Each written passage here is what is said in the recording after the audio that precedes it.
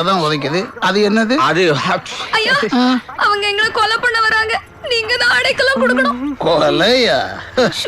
சொரண்டாதடா, முழுக்கைய அரக்கை ஆக்கிட. அண்ணே வந்துட்டாங்கன்னு. ஆட வரட்டுமாப்பா மரகதம். இது என் சம்சாரம் வள்ளி. சொல்லு மாமா. இது என் பொண்டாட்டி அஞ்சல, மை வைஃப். மீதி 5 பேர் வீட்டுக்குள்ள இருக்காங்க. இந்த 3 பேர் உங்களை பாத்துக்குவாங்க. கூப்பிட்டு போங்கம்மா, கூப்பிட்டு போங்க. சிட்டி அண்ணே, இவங்களை இந்த சிட்டி லிமிட்லயே இல்லாம பாத்துக்க. நான் பாத்துக்கிறேன். பாத்துக்காத, க்ளோஸ் பண்ணு. சரி வாங்கடா.